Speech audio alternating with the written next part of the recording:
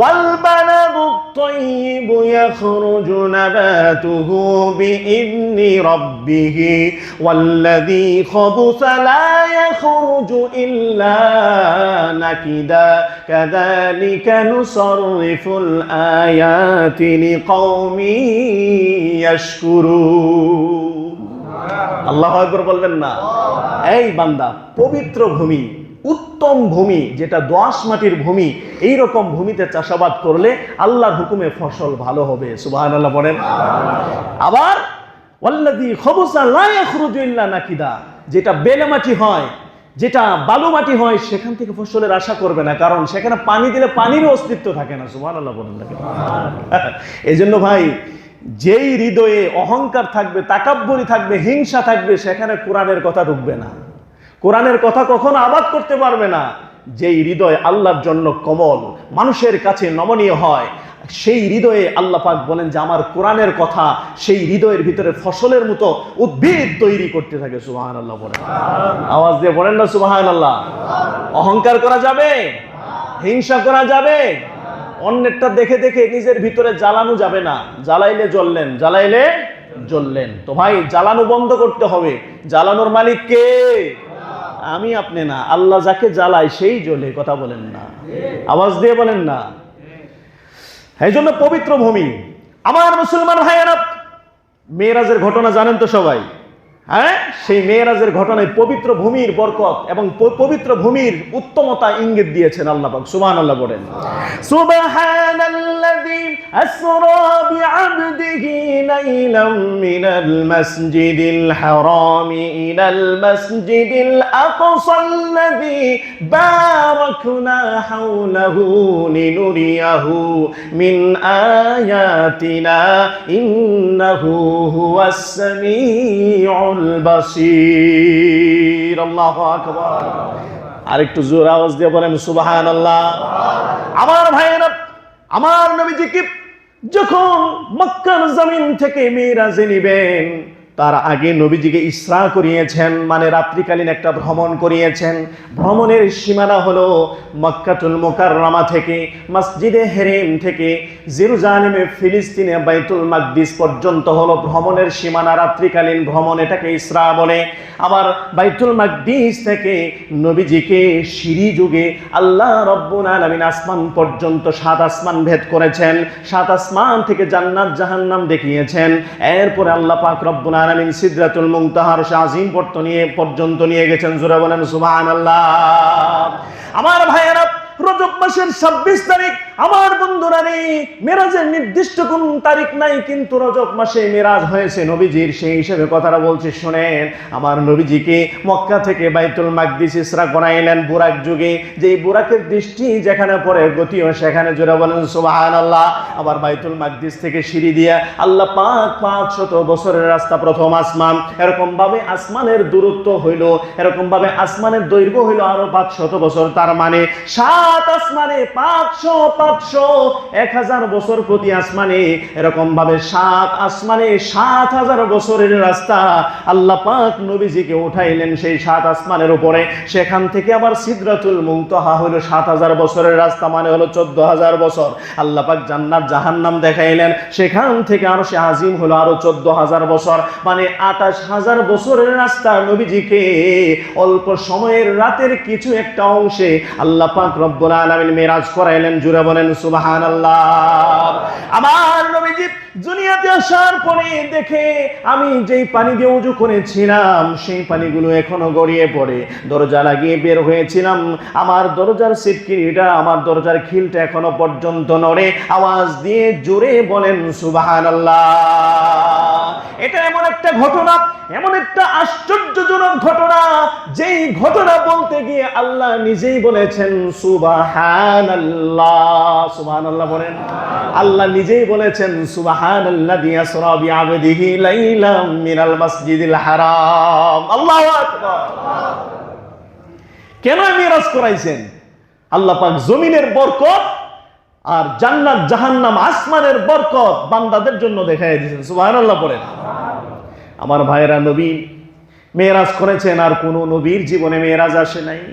আর কোন উম্মতের জীবনেও মেরাজ আসে না। এবার নবী কয়, আল্লাহ গো, আমি একাই মেরাজ করব, এটা হয় না।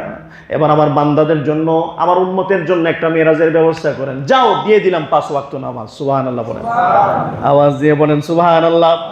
এজন্য যে বান্দা নামাজে দাঁড়াবে সেই বান্দার ধ্যান থাকবে আরশে আজিমে। কথা বলেন ঠিক কিনা? কারণ মেরাজ হয় আরশে আজিম থেকে আল্লাহর সাথে। আল্লাহ পাক রব্বুল আলামিন 5 ওয়াক্ত নামাজের একটা মেরাজ আমাদেরকে দান করলেন এই রজব মাসে। সামনে মাহে রমাদান, ওয়াদা করলাম নবীজির এই হাদিয়ার সম্মান জানিয়ে 5 ওয়াক্ত নামাজ পড়ব। রাজি আছি তো ইনশাআল্লাহ? কে কে রাজি আছি? হাত তুলে আল্লাহকে দেখাই, লিল্লাহি তাকবীর।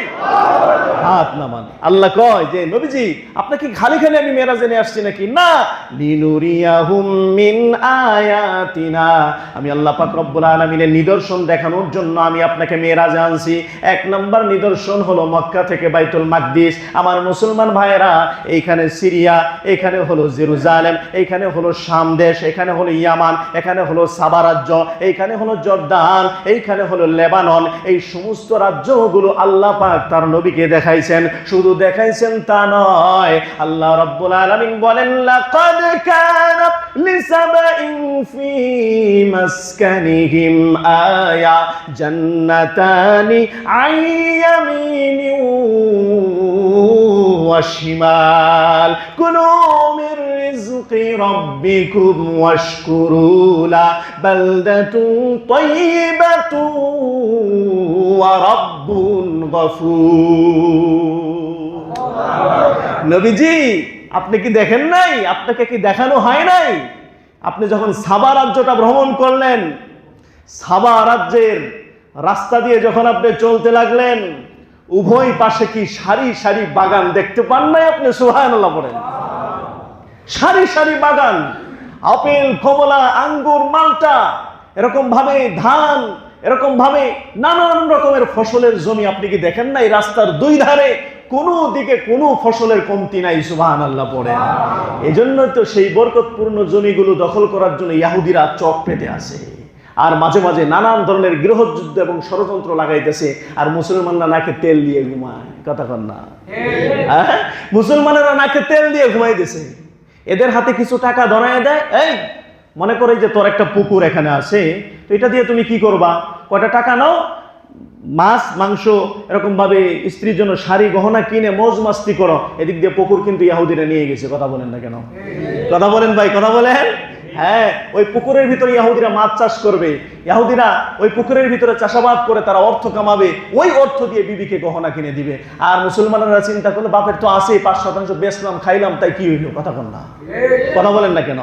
এর জন্য মুসলমানদের এই অধপতন, এর জন্য মুসলমানদের দুনিয়ার জমিনে বর্তমানে সবচাইতে ফকিরি জীবন যাপন হলো মুসলমানদের। কথা বলেন। কারণ মুসলমানদের জীবন হলো জমি বেচে খাওয়া এখন, আর নিজের দেশকে বাহিরে বিক্রি করে দেওয়া, আর মুসলিকে দিয়ে এসে প্রধানমন্ত্রী হওয়ার স্বপ্নে দেখা। কথা বলেন ঠিক কিনা বলেন? তো এই ধরনের বিষয়গুলো খুবই গুরুত্বপূর্ণ। খুবই কি গুরুত্বপূর্ণ? আমরা সেটাকে খেয়াল রাখার চেষ্টা করব। পারবো তো ইনশাআল্লাহ?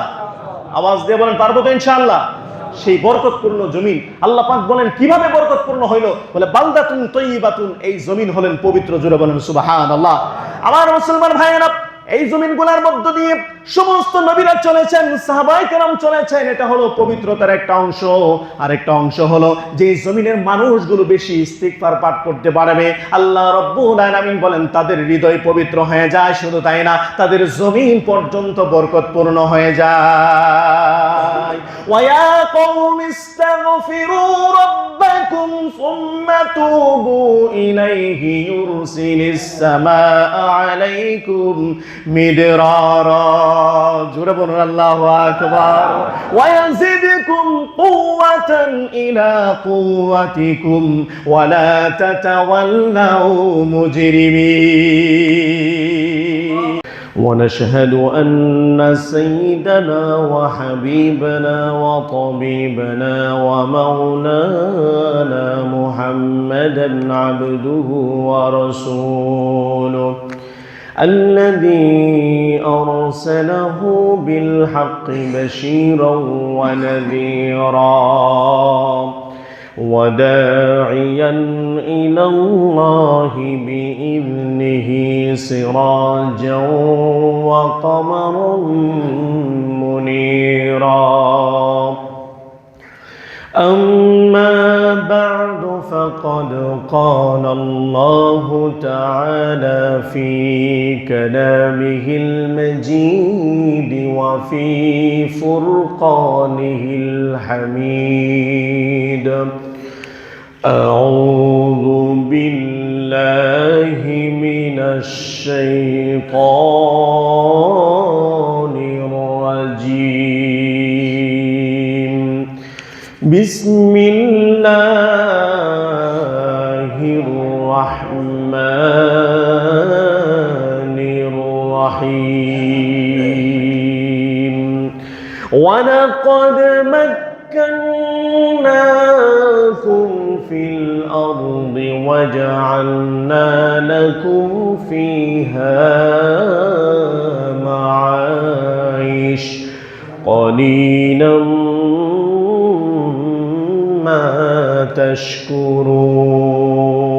تشكرون وقال رسول الله صلى الله عليه وسلم إن التجار يبعثون يوم القيامة فجارا إلا من اتقى الله وبر وصدق هذا حديث حسن صحيح رواه الترمذي أو كما قال الله تعالى في شأن حبيبه ومعشوقه ومحبوبه مخبرا وعامرا إن الله وملائكته يصلون على النبي يا أيها الذين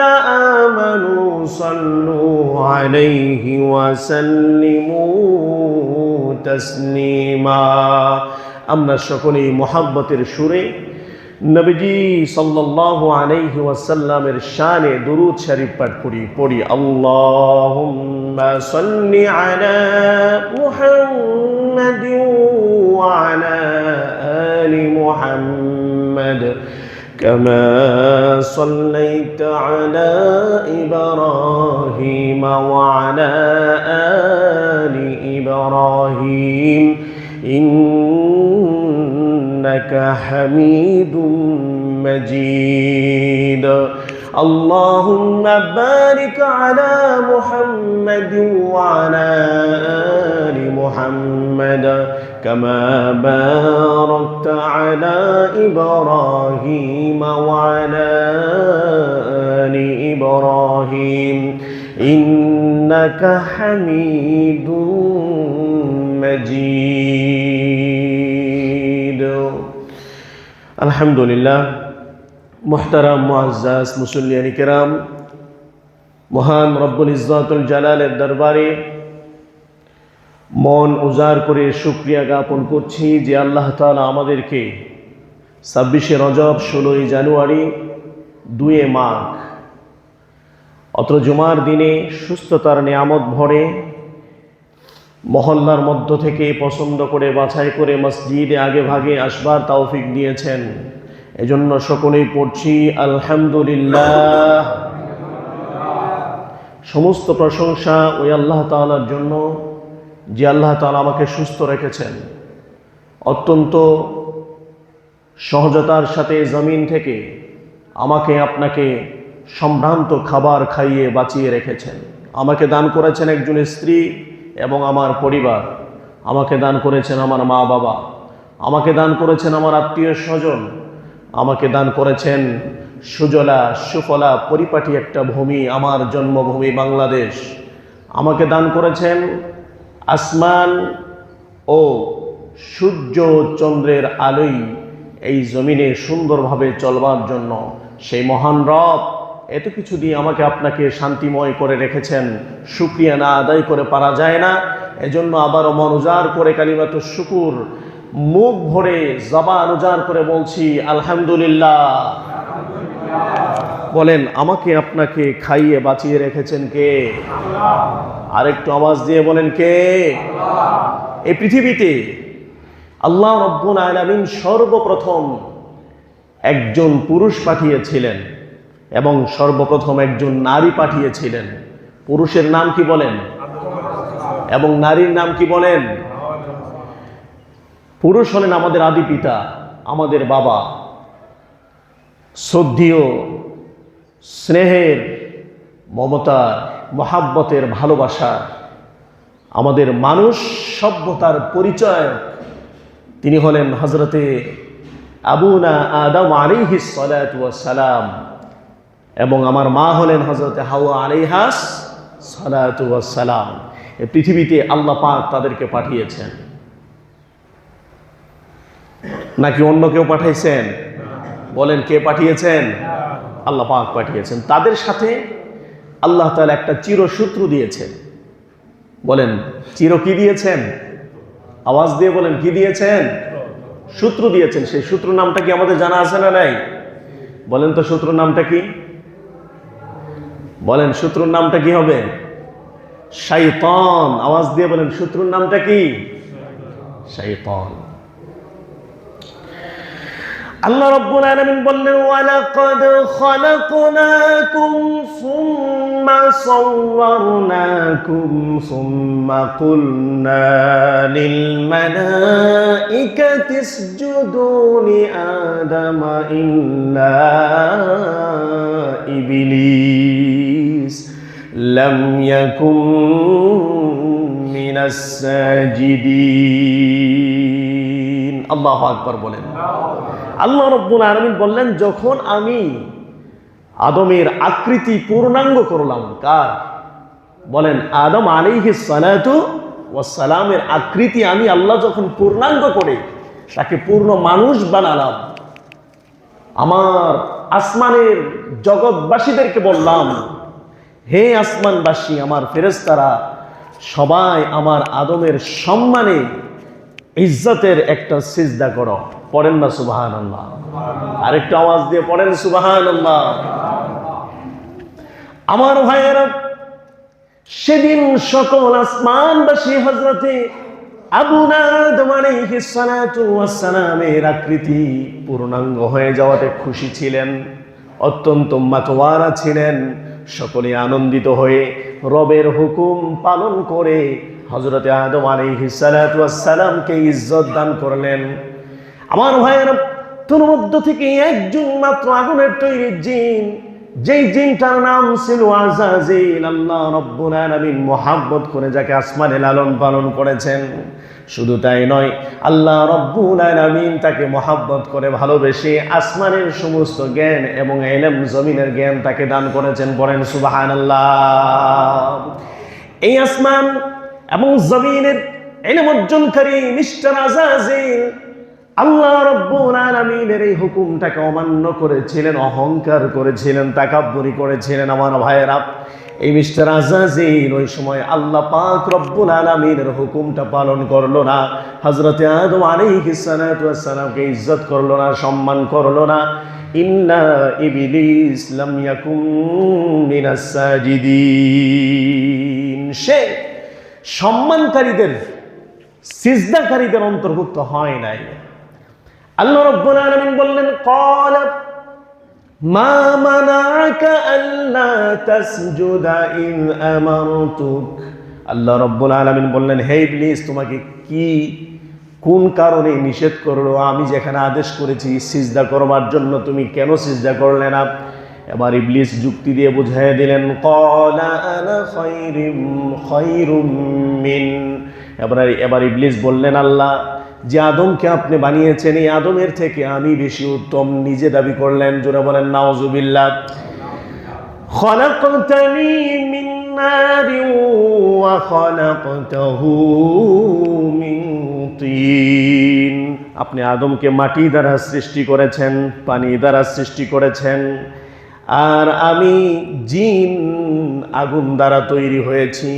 মাটির চাইতে আগুন উত্তম, আমি উত্তম সৃষ্টি হয়ে আমার নিম্নমানের সৃষ্টিকে সম্মান করতে পারি না, সিজদা করতে পারি না। আমার ভাইয়েরা, উত্তম অনুত্তম হলো পরে, আমরা যদি আল্লাহর গোলাম হইতে চাই সে আদেশ পালন করতে হবে আগে। জুড়ে বলেন ঠিক কিনা? আওয়াজ দিয়ে কথা বলেন ঠিক কিনা? শীতের সময় ওযু করতে কষ্ট লাগে, কিচ্ছু করার নাই, আল্লাহ হুকুম দিয়েছেন নামাজ পড়ার জন্য। আমার ভাইয়েরা, গরমের দিনে রাত্রিবেলায় ঘুম আসে না, তবুও ফজরের নামাজ জামাতের সাথে আদায় করতে হবে, ফজরের নামাজ পড়তে হবে। কে হুকুম দিয়েছেন? আওয়াজ দিয়ে বলেন। উত্তম অনুত্তম, কষ্ট সহজ, এটা চিন্তা পরে হবে। আমি যদি আল্লাহর গোলাম হইতে চাই, তাহলে আল্লাহর গোলাম হইতে চাইলে দাবি হলো আল্লাহর হুকুম আমাকে আগে পালন করতে হবে। আওয়াজ দিয়ে বলেন ঠিক কিনা? এবার ইবলিসকে আল্লাহ পাক এই কথা বললেন, যেখানে আমি হুকুম করেছি, আমার সৃষ্টি কোনটা উত্তম হবে কোনটা অনুত্তম হবে নির্ধারণ করবো আমি আল্লাহ, তুমি নয়। তোমাকে আমি নিকৃষ্ট করে সৃষ্টি করতে পারি, আবার আদমকেও সম্মান দিতে পারি। এরকম ক্ষমতা হলো আমি আল্লাহর হাতে, ইচ্ছা হলো, স্বাধীনতা হলো আমি আল্লাহর হাতে। আমি আল্লাহ তোমাদেরকে সৃষ্টি করেছি আমার গোলামের জন্য। ইবলিস, তোমাকে সৃষ্টি করেছি আমার গোলামের জন্য। তুমি যদি আমার গোলামি না করো, তাহলে তুমি আমি আল্লাহ রাব্বুল আলামিনের দরবার থেকে বের হয়ে যাবে, অহংকারী হয়ে যাবে। এজন্য আল্লাহ রাব্বুল আলামিন বললেন, ক্বালা فاهبط منها فما يكون لك أن تتكبر فيها فاخرج إنك من الصاغرين। জোরে বলুন আল্লাহু আকবার। আল্লাহ রাব্বুল আলামিন বললেন, ইবলিস রে, আমি আল্লাহর হুকুম অমান্য করো না, যাও জাহান্নাম থেকে, জান্নাত থেকে নেমে যাও, তোমার আর জান্নাতে জায়গা নাই। আমি আল্লাহ রাব্বুল আলামিনের আরাম আয়েশের স্থানে আর তোমার কোনো জায়গা নাই। তুমি এখান থেকে বের হয়ে যাও, নেমে যাও, কারণ তুমি অহংকার করেছ, আমি আল্লাহর হুকুম অমান্য করেছ। আমার ভাইয়েরা রে, যে বান্দা আল্লাহর হুকুম অমান্য করে তার ভিতরে অহংকার থাকে, আর অহংকারী বান্দাদেরকে আল্লাহ কোনোদিন পছন্দ করে না। বলেন, নামাজ যদি না পড়েন আল্লাহর হুকুম অমান্য হয়েছে। এরকম ভাবে যাকাত যদি না দেই আল্লাহর হুকুম অমান্য হচ্ছে। এরকম ভাবে আমি যদি গুনাহ করি, আল্লাহর নিষেধ, আল্লাহ পাক যে আমাকে গুনাহ করতে নিষেধ করেছিল, এটাও আল্লাহর হুকুম কি হুকুম না? বলেন বলেন, হুকুম কি হুকুম না? বলে এই হুকুমটাও আমি অমান্য করলাম, তার মানে বোঝা গেল আমি আল্লাহর চেয়ে বেশি বুঝি। কেমন জানি আমার ভিতরে একটা অহংকার কাজ করছে। এজন্য ভাই, আল্লাহ পাকের হুকুম যারা অমান্য করে তারা এক নম্বরে হয় অহংকারী, দুই নম্বরে যারা অহংকার করবে এরা হবে শিরিককারী। অতএব আল্লাহর হুকুম অমান্য করা যাবে? আওয়াজ দিয়ে বলেন, আল্লাহর হুকুম অমান্য করা যাবে? আমরা আল্লাহর হুকুম অমান্য করব না, পারবো তো ইনশাআল্লাহ? আওয়াজ দিয়ে বলেন, পারবো তো ইনশাআল্লাহ? শয়তানকে বের করে দিলেন, কারণ সে আল্লাহর হুকুম অমান্য করেছে। সে কি করেছে ভাই? আল্লাহ হুকুম কি করেছে? অমান্য করেছে। এজন্য আল্লাহ পাক বলছেন, তুমি অহংকারী, তুমি বেরিয়ে যাও, তোমার আর জায়গা নাই। সাথে তোমার সাথে আদম এবং হাওয়া আলাইহিমা সালাতু ওয়াস সালাম উভয়কে জান্নাত থেকে আমি নামিয়ে দিচ্ছি দুনিয়াতে। জোরে বলেন কোথায়? জোরে বলেন কোথায়? কারণ আদম এবং হাওয়া তাদেরকে সরল সোজা পেয়ে আমার নিষিদ্ধ গাছের কাছে তুমি নিয়ে গিয়েছিলে। তারা দুনিয়াতে যাবে, যাওয়ার পরে সেখানে তারা বসবাস করবে এবং আমি আল্লাহ রাব্বুল আলামিনের কাছে তওবা করবে। আমি আল্লাহ তাআলা তাদের তওবা কবুল করে তাদেরকে মাফ করে দেব। পড়েন সুবহানাল্লাহ। আওয়াজ দিয়ে পড়েন সুবহানাল্লাহ। আদম থেকে শুরু করে নিয়ে আমাদের নবী পর্যন্ত যত নবী এসেছেন সমস্ত নবীরা নিষ্পাপ। জোরে বলেন কি? নিষ্পাপ। কিন্তু আল্লাহ রাব্বুল আলামিনের নীলা খেলা এটা আল্লাহ ছাড়া কেউ বুঝবেন না। কথা বলেন ঠিক কিনা? আল্লাহ কোরআনে হুকুম যেভাবে দিয়েছেন আমরা সেইভাবে মানবো। পারবো তো ইনশাআল্লাহ? রাজি আছি তো ইনশাআল্লাহ? এবার দুনিয়াতে পাঠাইলেন আমাদের পিতা এবং আমাদের মাতা, দুনিয়াতে আসলেন। কোথায় আসলেন? আওয়াজ দিয়ে বলেন, কোথায় আসলেন? ছিলেন কোথায়? জান্নাতে। ছিলেন কোথায়? জান্নাতে। আমার ভাইয়েরা, জান্নাতে তাদের সংসার চলতেছিল। হঠাৎ করে শয়তানের জাল তাদের উপরে ছেয়ে গেল। মুসলমান বন্ধুরা, শয়তানের ওয়াসওয়াসা সরল এবং সরল মনের মানুষ আমাদের মা এবং পিতা শয়তানের ওয়াসওয়াসায় প্রবণ হয়ে নিষিদ্ধ গাছের কাছে গেলেন। যাওয়ার পর আল্লাহ রাব্বুল আলামিন জান্নাতের সমস্ত পোশাকগুলো তাদের খুলে গেল। যা দিয়েছিলেন পরিধেয়ের জন্য আল্লাহ তাআলা, জান্নাতের মধ্যে যা দিয়েছিলেন পান করবার জন্য, খাবার জন্য, কারণ জান্নাতের মধ্যে আল্লাহ রাব্বুল আলামিন সবকিছু কুদরতি ব্যবস্থা করে রেখেছেন। বান্দার কিছুই করতে হয় না, বান্দা শুধু আরাম এবং আয়েশে জান্নাতের মধ্যে বসবাস করবে। জোরে বলেন সুবহানাল্লাহ। কি জান্নাতের মধ্যে কিছু করতে হবে আমাদের? কিচ্ছু করতে হবে না। কিন্তু যখন দুনিয়াতে আল্লাহ পাক আমাদেরকে পাঠিয়ে দিলেন, এখন আমাদের উপরে অনেক দায়িত্ব দিয়ে দিলেন। কি দিয়ে দিলেন বলেন? অনেক দায়িত্ব দিয়ে দিলেন দুনিয়াতে আসার পরে। আল্লাহ রাব্বুল আলামিন বলেন, ক্বালা ইহবিতু বা'দুকুম লিবা'দিন আদু ওয়া লাকুম ফিল আরদি মুস্তাকাররুন ওয়া মাতাউন ইলা হিন। আল্লাহু আকবার। আদম ও হাওয়া আলাইহিস সালাতু ওয়াস সালাম, তোমরা দুজনে মিলে যাও, দুনিয়াতে চলে যাও। তোমাদের শত্রু হলো শয়তান। তোমাদের শত্রুকে শয়তান, তারাও দুনিয়াতে চলে যাও। তার মানে এই দুনিয়ার শুরু থেকেই শত্রু আর মিত্রুর খেলা আছে না নাই? জোরে বলেন আছে না নাই? আমার ভাইয়েরা, হযরতে আদম আলাইহিস সালাতু ওয়াস সালামকে আল্লাহ রাব্বুল আলামিন দুনিয়াতে পাঠিয়ে দিলেন। আসার পরে আমার দুনিয়াতে কিভাবে চলবে, কিভাবে তাদের জীবন সংসার পরিচালনা হবে, আল্লাহ রাব্বুল আলামিন পরের অংশে জানিয়ে দিলেন, ওয়ালাকুম ফিল আরদি, তোমাদের জন্য নির্ধারণ করলাম জমিন। জুড়ে বলেন কি? আওয়াজ দিয়ে বলেন কি? জমিন নির্ধারণ করলাম।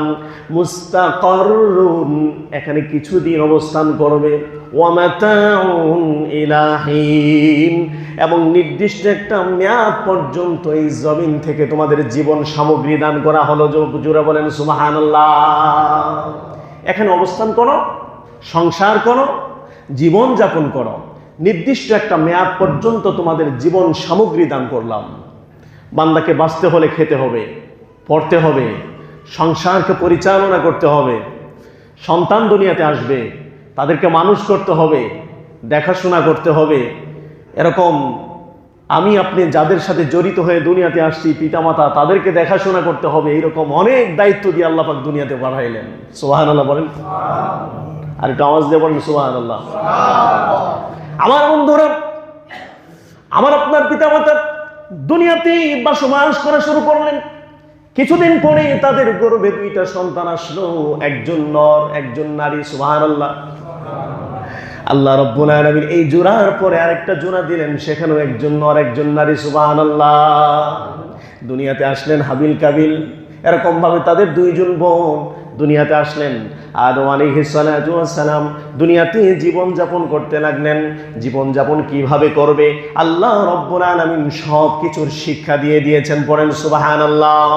ওয়া আল্লামা আদামাল আসমাআ কুল্লাহা সুম্মা আরাদাহুম আলাল মালাইকা فقال أنبئوني بأسماء هؤلاء إن كنتم صادقين।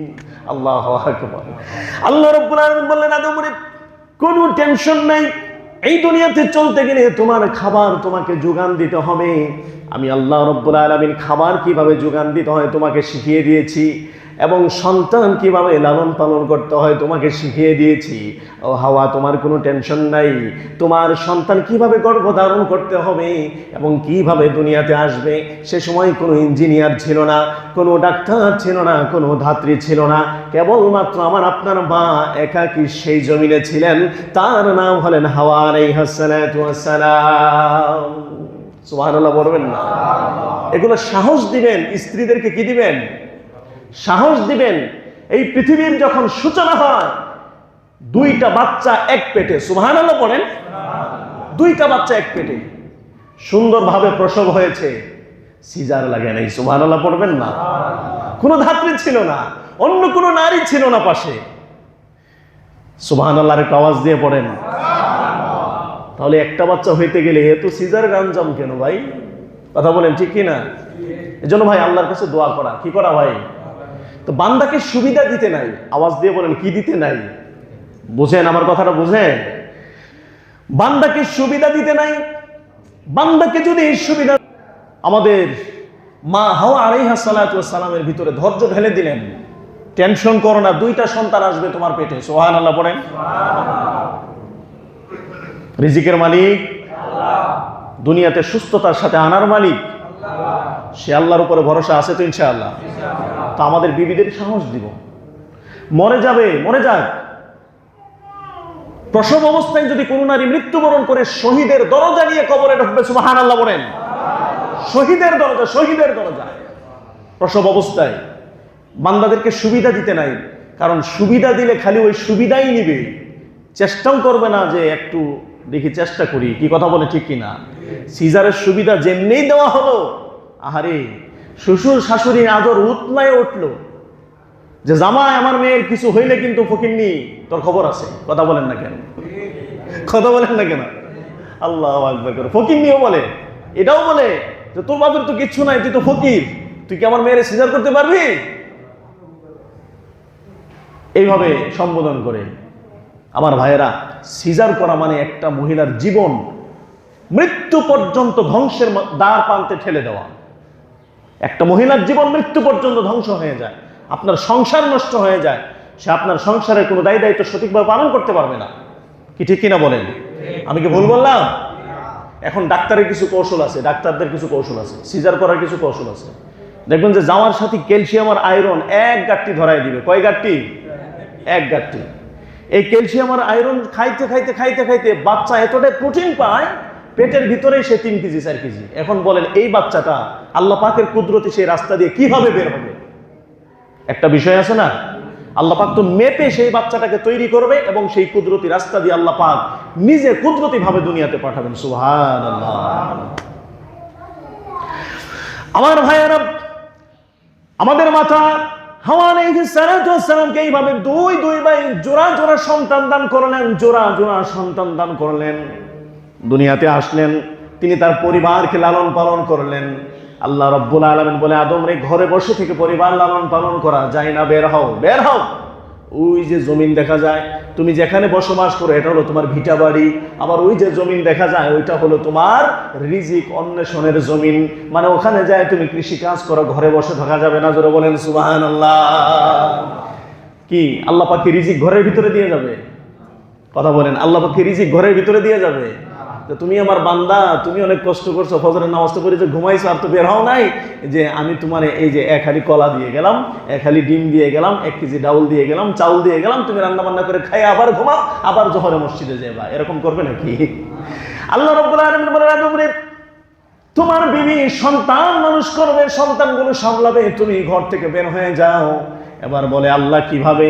আদম আলাইহিস সালাতু ওয়াস সালামকে জিবরাইল আলাইহিস সালাতু ওয়াস সালাম আসলেন, আসার পরে বললেন, আদম নবী গো, ওই যে দেখা যায় কাঠ, ওইটা দিয়ে লাঙ্গল বানান, ওই যে দেখা যায় লোহা, ওইটা দিয়ে ফালা বানান, এই দুইটার ভিতরে মিশ্রণ করেন, এবার জমিনে যান, ক্ষেত চাষ করা শুরু করেন, চাষাবাদ করেন, জমিনটা সুন্দরভাবে উর্বর করেন। এবার আল্লাহ রাব্বুল আলামিন বললেন, তাহলে পানি? পানি নিয়ে তুমি টেনশন করিও না, আমি আল্লাহ ব্যবস্থা করে রাখছি। কন্যা সুবহানাল্লাহ। الذي جعل لكم الأرض فراشا والسماء بناء وأنزلنا من السماء ماء فأخرجنا به من الثمرات رزقا لكم। জোরে বলুন আল্লাহু আকবার। আদম শোনো, এই জমিন বানাইলাম বিছানা, আর ওই আসমান বানাইছি ছাদ। ওই আসমানকে শুধু ছাদ বানাই নাই, আবার এই জমিনকে শুধু বিছানাই বানাই নাই, বরং তুমি যেখানে ঘুমাবে সেটা হবে বিছানা, আর যেই জায়গাগুলো খালি থাকবে সেটা হলো তোমার রিজিক অন্বেষণের জায়গা। রিজিক অন্বেষণ করতে গেলে এই জমিনকে হাল বাইতে হবে, চাষাবাদ করতে হবে, আর চাষাবাদের জন্য পানির প্রয়োজন আছে। টেনশন করিও না, আমি আল্লাহ তাআলা আসমান থেকে বৃষ্টির পানি নাজিল করে দেব। সুবহানাল্লাহ পড়েন না। এবার আমার নবী আর ঘরে বসে নাই।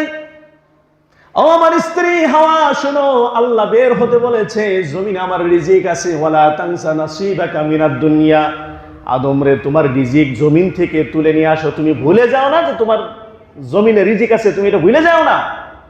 কত অলস মনের যুবক আছে, ও জানেই না যে ওর যে কিছু অংশ জমিনে আছে। কথা বলেন না কেন ভাই? প্রত্যেকটা মানুষের জন্য রিজিকের অংশ আল্লাহ পাক জমিনে গেথে গেথে রেখেছেন, বের হলেই দিয়ে দিবে। সুবহানাল্লাহ পড়েন না? আপনার ছেলের রিজিক আপনার ছেলে নিয়ে আসবে, আপনার রিজিক আপনি নিয়ে আসবেন। এরকম ভাবে জমিন থেকে রিজিক উঠায় নিয়ে আসতে হবে। এবার আদম নবী কয়, স্ত্রী তুমি ঘরে থাকো, আমি আমার রিজিক উঠায় নিয়ে আসি, কারণ আমার ঘরে 4 জন সন্তান, 1 জন স্ত্রী, এই 5 জনের খাবারের যোগান আমি আদমকে দিতে হবে। আমার উপরে দায়িত্ব আল্লাহ রব্বুল আলামিন অর্পিত করে দিয়েছেন।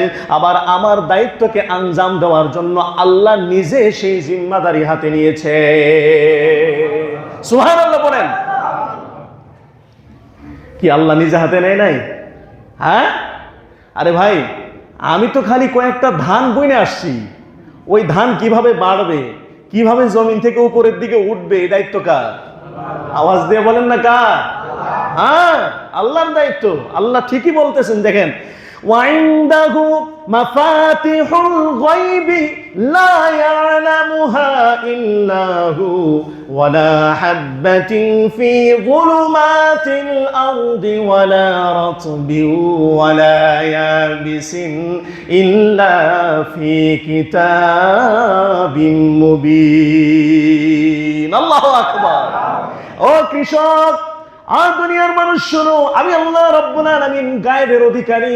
কারণ আমি যদি গায়েবের অধিকারী না হই, তুমি একজন কৃষক হয়ে একটা বীজ জমিনে গেড়ে দিলে, জমিনের ভিতর থেকে ওই বীজটা বেঁচে আছে না মরে গেছে আমি আল্লাহ জানি।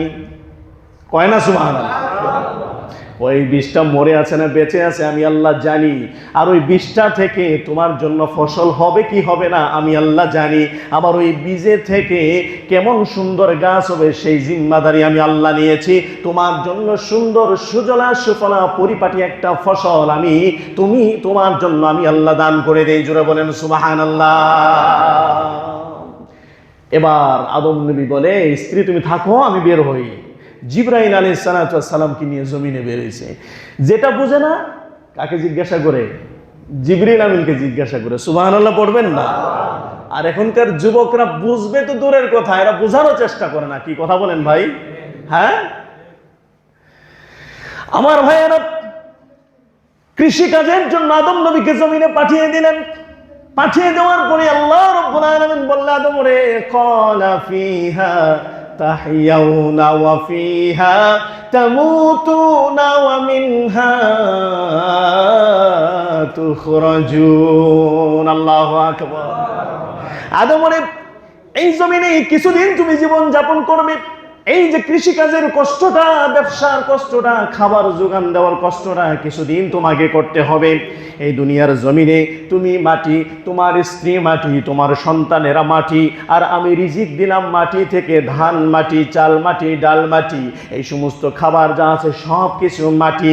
সব কিছু তোমাকে মাটি থেকে উঠায় নিতে হবে। তো উঠানোর দায়িত্ব তোমার, আর উদ্ভিদ করে দেওয়ার দায়িত্ব আমি আল্লাহর। জোরে বলেন সুবহানাল্লাহ। কিছুদিন মেহনত করার পরে কি করবে তুমি? ফিহা তামুতুন। আদম নবীর আল্লাহ বলে, আদম রে শুনো, কিছুদিন মেহনত করার পরে আবার তোমাকে মৃত্যুবরণ করতে হবে। জোরে বলেন সুবহানাল্লাহ। মৃত্যুবরণ করার পরে কি করবে? বলে মৃত্যুবরণ করার পরে তুমি আবার মাটির মধ্যে ঢুকে যায় মাটি হয়ে যাবে। এরকম ভাবে আল্লাহ রাব্বুল আলামিন পরে বলেন, ওয়া মিনহা তুখরাজুন। আবার সেই মাটি থেকে আমি আল্লাহ, তুমি আদমকে উঠায়া আমি আল্লাহর বাড়ি নিয়ে আসবো। জোরে বলেন সুবহানাল্লাহ। মিনহা খালাকনাকুম ওয়া ফিহা নুঈদুকুম ওয়া মিনহা নুখরিজুকুম তারাতান নুখরা। আল্লাহ বলেন, মাটি থেকে বানিয়েছি, মাটি থেকে রিজিক দিয়েছি, আবার এই মাটিতে কিছুদিন ঘোরাবো ফেরাবো, আবার সেই মাটি থেকে তোমাদেরকে নিয়ে মাটির ভিতরে ঢুকায় দিব। আল্লাহ বলেন, মাটির ভিতরে ঢুকায়া আমি আল্লাহ আরেকবার মাটি থেকে বের করব। ময়দানে মাহশারের সকল বনি আদমকে আমি আল্লাহ জমা করে নিব। জোরে বলেন আরেকটা আওয়াজ দিয়ে বলেন। তাহলে এই দুনিয়ার জমিনে আমাদের উপরে দায়িত্ব আছে না নাই? আওয়াজ দিয়ে বলেন আছে না নাই? যুবক বন্ধুরা বলেন দায়িত্ব আছে না নাই? বৃদ্ধ বাবাজিরা বলেন দায়িত্ব আছে না নাই? দায়িত্ব হলো আমার, আঞ্জাম দিবেন মালিক আল্লাহ রাব্বুল আলামিন বলেন ওয়া হুয়াল্লাযী ইউরসিলুর রিয়াহা বুশরাম বাইনা ইয়াদাই রাহমাতি হাত্তা ইযা আকাল্লাত সাহাবান সিকালান সুকনাহু লিবালাদিন মাইয়িতিন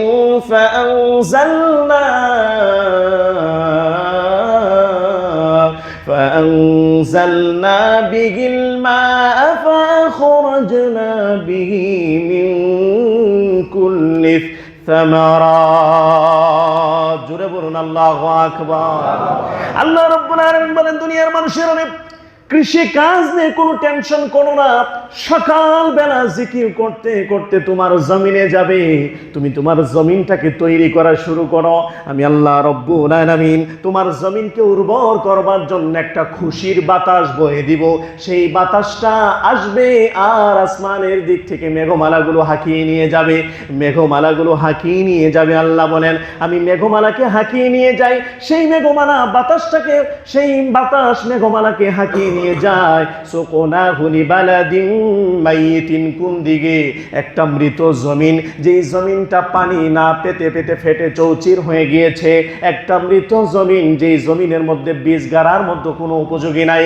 আল্লাহ বলেন কৃষকরে তুমি জমিনে যাও, যে কৃষকটাকে জমিনটাকে তুমি উর্বর করার জন্য চেষ্টা করো, জমিনটাকে তুমি খুদে খুদে হালবে চাষ করার জন্য উপযুক্ত করো। আমি আল্লাহ তাআলা এই জমিনটাকে নরম করবার জন্য পানির ব্যবস্থা করলাম, বাতাসকে হুকুম দিয়েছি অতি সত্বর মেঘমালাগুলো সেই জমিনের দিকে নিয়ে যাবে। যাওয়ার পরে আমি আল্লাহ রব্বুল আলামিন সেই মেঘ থেকে ফোঁটায় ফোঁটায় বাড়ি বর্ষণ করে দেই। আওয়াজ দিয়ে পড়েন না সুবহানাল্লাহ। ফাআনজালনা বিহিল মা, ফাআনজালনা বিহিল মা। আল্লাহ বলেন আমি সেই মেঘমালা থেকে বাড়ি বর্ষণ করি, বৃষ্টি বর্ষণ করি। বলেন তো বৃষ্টি বর্ষণ করবে মনে হয় চীনের প্রেসিডেন্ট? জোরে বলেন কে? মোদি। জমিনের মালিক দেওয়ার ক্ষমতা কি মোদি রাখে? জোরে বলেন কে রাখে? Donald Trump. এই বদমাইশটা পুরা মধ্যপ্রাচ্যের মধ্যে একটা আওলা জাওলা লাগাই দিছে, কথা বলেন না কেন? তো যাই হোক আল্লাহ পাক এদেরকে হিদায়াত দান করুক, হিদায়াত না থাকলে ধ্বংস করে দেখ, মুসলমানদের ইজ্জত এদের হাত থেকে বাঁচাক। সকলে বলি আমিন।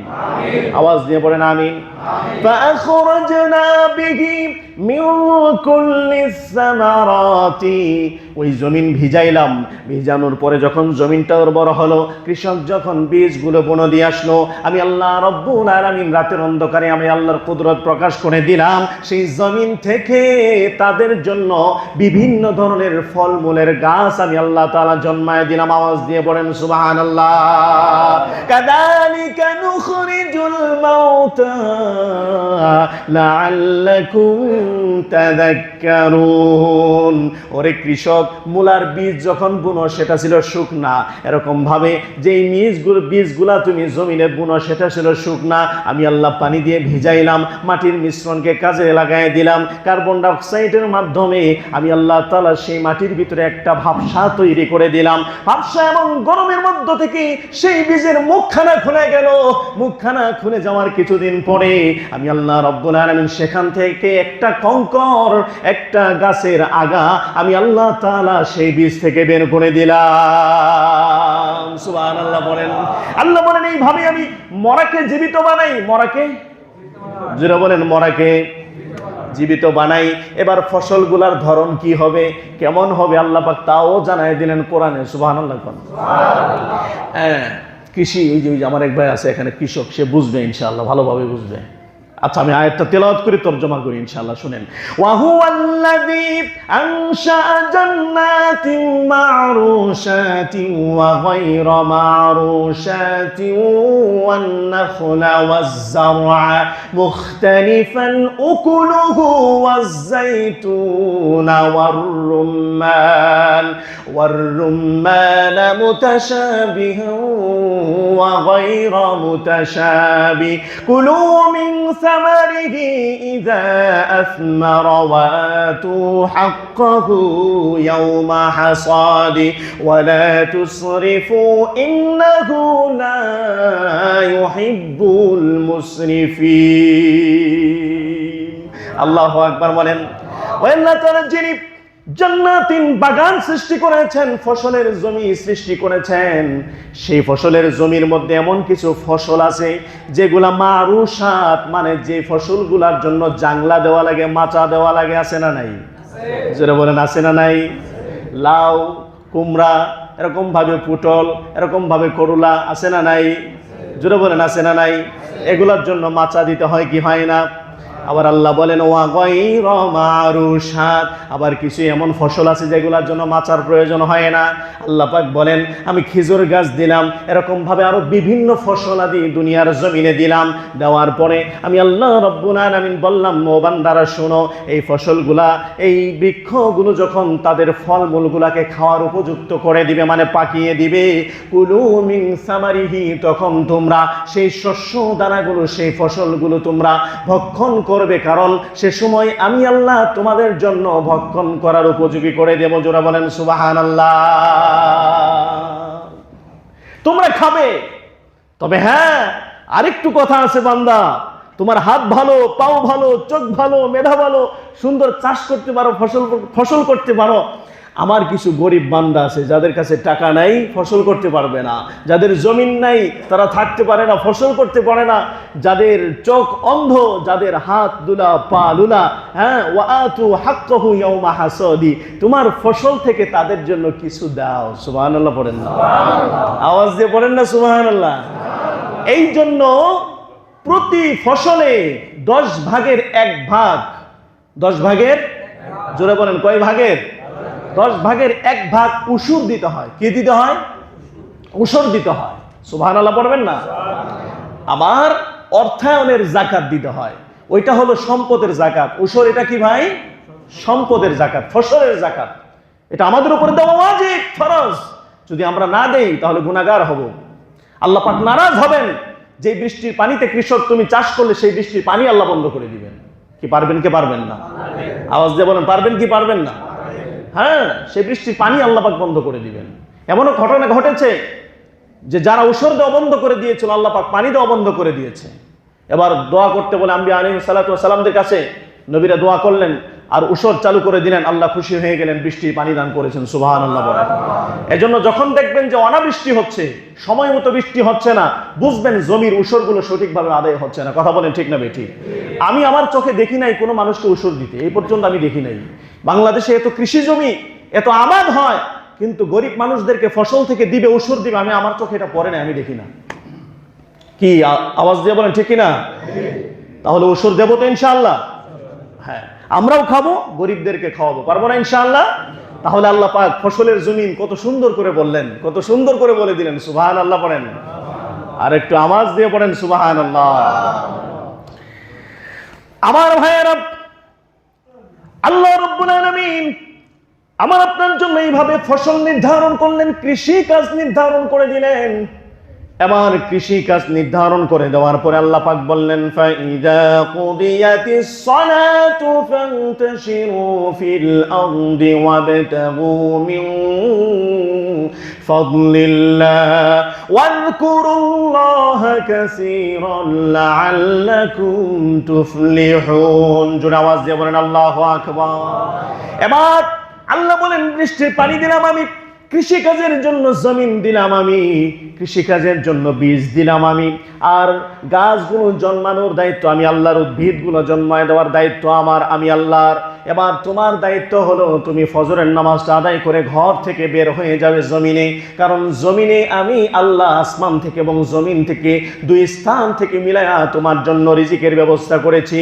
যেই বান্দাটা ঘর থেকে বের হবে না সেই বান্দাটা অলস, আর সেই বান্দাটা অলস হওয়ার কারণে এই বান্দার আর্থিক উন্নতি জীবনও তার ঘরে ঢুকবে না। আওয়াজ দিয়ে বলেন ঠিক কিনা? আওয়াজ দিয়ে বলেন ঠিক কিনা? তাহলে সকল আঞ্জাম দেওয়ার মালিক কে? ঘর থেকে বের হওয়ার মালিক কে? আল্লাহ। ঘর থেকে বের হওয়ার মালিক। হ্যাঁ, ঠিকই আছে, আপনি ঘুমায়েন, আল্লাহই বের হবে ঘর থেকে। ঘর থেকে বের হতে হবে আমাদের। কি কথা বলেন ঠিক কিনা? তাহলে কোরআন হাদিসের বর্ণনা মতে বোঝা গেল মানুষের রিজিক অন্বেষণ করবার সর্বপ্রথম উত্তম পন্থা হলো কৃষিকাজ। এজন্য যাদের জমিন আছে আপনারা কৃষিকাজ করবেন, পারবেন তো ইনশাআল্লাহ? যুবক ভাইরা, তুমি যদি কৃষকের সন্তান হয়ে থাকো, তুমি নিজেকে গর্ববোধ মনে করো, তুমি নিজেকে অত্যন্ত দামি মনে করো, কারণ এই জমিনে সকল নবীরা কৃষি কাজ করে নিজের পরিবার চালিয়েছে। সুবহানাল্লাহ পড়েন। কৃষি কাজ এটা একটা এমন ইজ্জতদার সম্মানপূর্ণ কাজ, যেই কাজের ভিতরে 1 নম্বরে এখানে কোনো হারাম নাই। সুবহানাল্লাহ পড়েন। 2 নম্বরে কারো প্রতি মুখাপেক্ষী হতে হবে না আপনাকে। কোন সময় ভারত থেকে পেঁয়াজ আসবে, কোন সময় ভারত থেকে ডাল আসবে, চাল আসবে, বা অন্য রাষ্ট্র কোন সময় আমাদেরকে একটু খাবারের বস্তু পাঠাবে, তারপরে আমরা খাবো, আর আমাদের জমিন থাকতে আমরা হাত পা গুটিয়ে বসে থাকবো, এই ধরনের জাতিকে আল্লাহ পছন্দ করে না।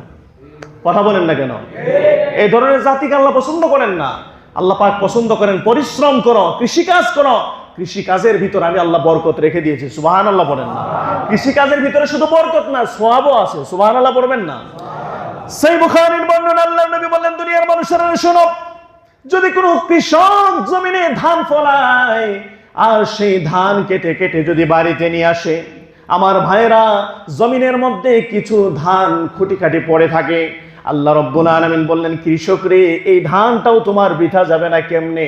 আল্লাহর নবী বলে, ও দুনিয়ার মানুষ শোনো, যে এই ধানটা তোমার জমিনে পড়ে থাকলো, খুঁটে খুঁটে তুমি নিবে না ঠিকই, কিন্তু আমার অন্য সৃষ্টি পক্ষীকুল পাখিরা এসে এই ধানগুলো খাবে, খাওয়ার পরে ওই পাখি শুকরিয়া আদায় করবে, আলহামদুলিল্লাহ, এটার অংশ তুমি কৃষক, তোমার আমলনামায় সওয়াব লিখে দেওয়া হয়। সুবহানাল্লাহ বলেন। এই বন্ধুরা, কৃষিকাজ ছোট না, অনেক বড়, অনেক বড়। কারণ তুমি কৃষিকাজ করলে তোমারটা খেয়ে তবেই আমি বাঁচবো। কথা বলেন না কেন? আওয়াজ দিয়ে বলেন না ভাই। এই ভাই, আপনি যে বাজারে গেলেন, শাক কিনলেন, চাল কিনলেন, ডাল কিনলেন, কে দিল? কার মাধ্যমে এগুলো বন্ধ ব্যবস্থা করাইলো?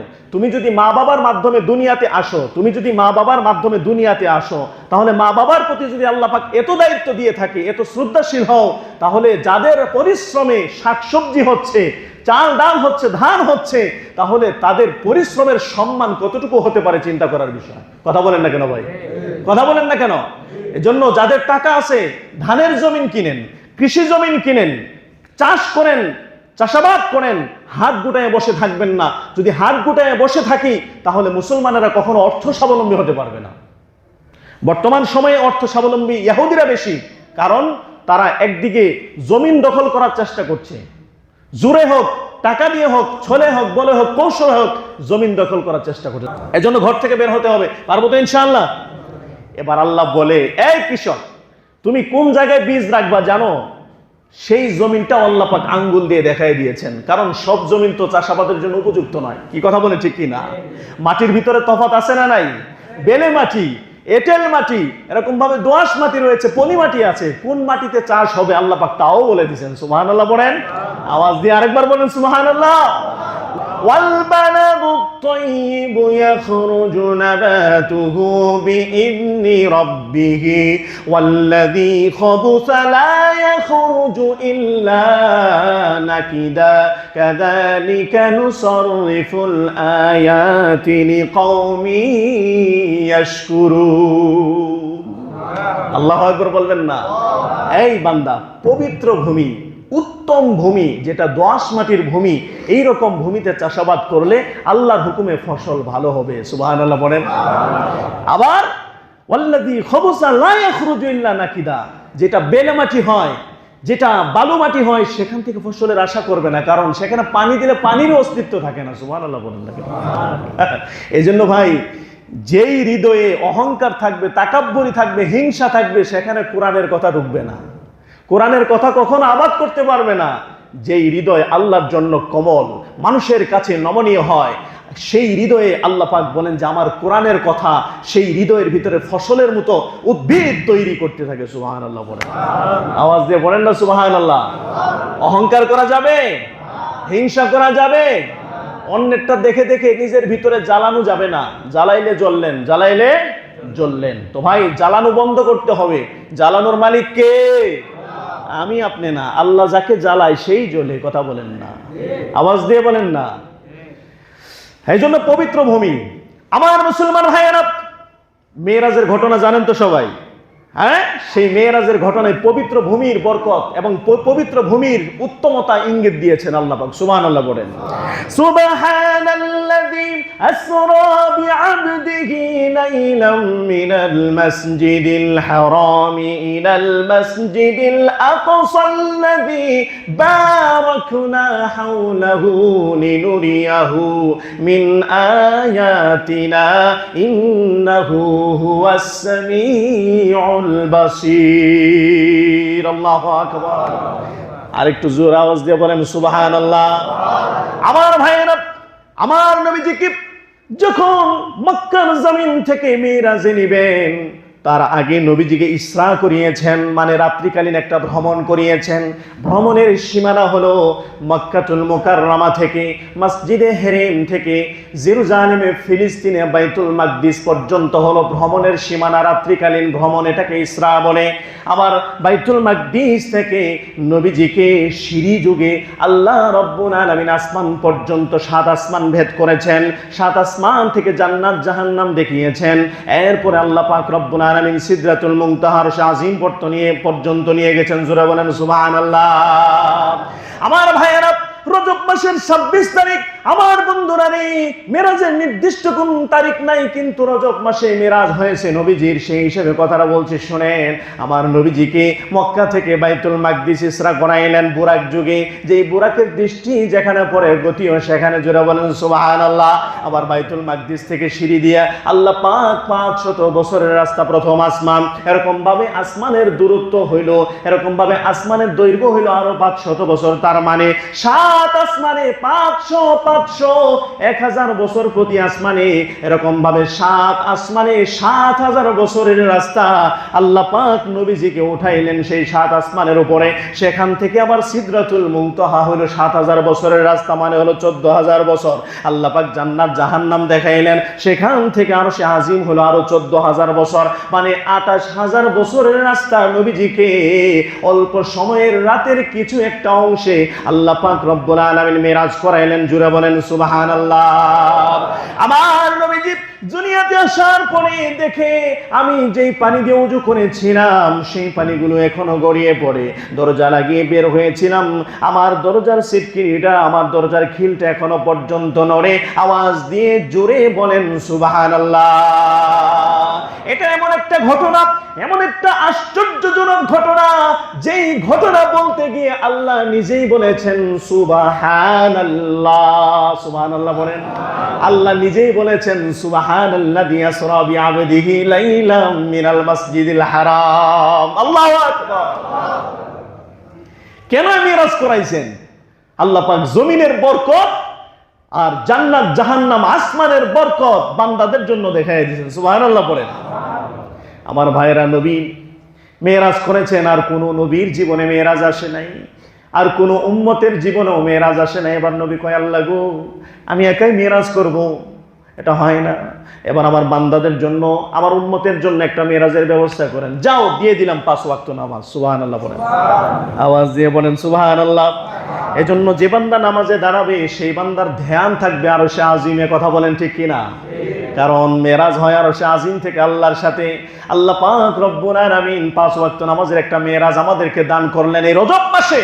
সামনে মাহে রমাদান, ওয়াদা করলাম নবীজির এই হাদিয়ার সম্মান জানিয়ে 5 ওয়াক্ত নামাজ পড়ব। রাজি আছেন ইনশাআল্লাহ? কে কে রাজি আছেন? হাত তুলে আল্লাহকে দেখাই। লিল্লাহি তাকবীর। হাত নামান। আল্লাহ কয় যে নবীজি, আপনাকে খালি খালি আমি মেরাজে নিয়ে আসছি নাকি? না, লিনুরিয়াহুম মিন আয়াতিনা, আমি আল্লাহ পাক রব্বুল আলামিনের নিদর্শন দেখানোর জন্য আমি আপনাকে মেরাজে আনছি। 1 নম্বর নিদর্শন হলো মক্কা থেকে বাইতুল মাকদিস। আমার মুসলমান ভাইয়েরা, এইখানে সিরিয়া, এখানে হলো জেরুজালেম, এইখানে হলো শাম দেশ, এখানে হলো ইয়ামান, এখানে হলো সাবা রাজ্য, এইখানে হলো জর্দান, এইখানে হলো লেবানন। এই সমস্ত রাজ্যগুলো আল্লাহ পাক তার নবীকে দেখাইছেন। শুধু দেখাইছেন তা নয়, আল্লাহ রাব্বুল আলামিন বলেন, লাকাদ কানা লিসাবাইন ফি মাসকানিহিম আয়া জান্নাতানি আইয়ামিনি ওয়া শিমাল কুলু মির রিজকি রাব্বিকুম ওয়াশকুরু লা বালদাতুন তাইয়্যিবাতুন হুয়া রাব্বুন গফুর। নবীজি আপনি কি দেখেন নাই, আপনাকে কি দেখানো হয় নাই, আপনি যখন সাবা রাজ্যটা ভ্রমণ করলেন, সাবা রাজ্যের রাস্তা দিয়ে যখন আপনি চলতে লাগলেন, উভয় পাশে কি সারি সারি বাগান দেখতে পান নাই আপনি? সুবহানাল্লাহ বলেন। সারি সারি বাগান, আপেল, কমলা, আঙ্গুর, মাল্টা, এরকম ভাবে ধান, এরকম ভাবে নানান রকমের ফসলের জমি আপনি কি দেখেন নাই? রাস্তার দুই ধারে কোনো দিকে কোনো ফসলের কমতি নাই। সুবহানাল্লাহ পড়ে।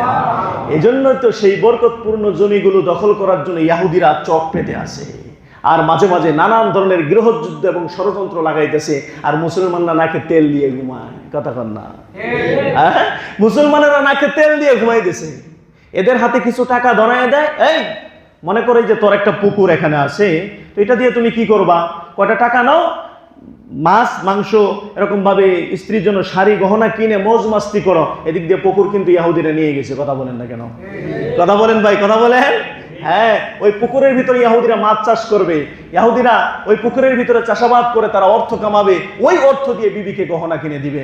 আর মুসলমানরা চিন্তা করলো বাপের তো আছে 5% বেচলাম খাইলাম, তাই কি হইলো? কথা বল না, কথা বলেন না কেন? এর জন্য মুসলমানদের এই অধপতন, এর জন্য মুসলমানদের দুনিয়ার জমিনে বর্তমানে সবচাইতে ফকিরি জীবন যাপন হলো মুসলমানদের। কথা বলেন। কারণ মুসলমানদের জীবন হলো জমি বেচে খাওয়া এখন, আর নিজের দেশকে বাহিরে বিক্রি করে দেওয়া, আর মুসলিমকে দিয়ে এসে প্রধানমন্ত্রী হওয়ার স্বপ্নে দেখা। কথা বলেন ঠিক কিনা বলেন? তো এই ধরনের বিষয়গুলো খুবই গুরুত্বপূর্ণ, খুবই কি গুরুত্বপূর্ণ, আমরা সেটাকে খেয়াল রাখার চেষ্টা করব। পারবো তো ইনশাআল্লাহ? আওয়াজ দিয়ে বলেন পারবো তো ইনশাআল্লাহ? সেই বরকতপূর্ণ জমিন আল্লাহ পাক বলেন কিভাবে বরকতপূর্ণ হইলো, বলে বালদাতুন তয়্যিবাতুন, এই জমিন হলেন পবিত্র। জোরে বলেন সুবহানাল্লাহ। আমার মুসলমান ভাইয়েরা, এই জমিনগুলোর মধ্য দিয়ে সমস্ত নবীরা চলেছেন, সাহাবায়ে কেরাম চলেছেন, এটা হলো পবিত্রতার একটা অংশ। আর একটা অংশ হলো যে জমিনের মানুষগুলো বেশি ইস্তিগফার পাঠ করতে পারবে, আল্লাহ রাব্বুল আলামিন বলেন তাদের হৃদয় পবিত্র হয়ে যায়। শুধু তাই না, তাদের জমিন পর্যন্ত বরকতপূর্ণ হয়ে যায়।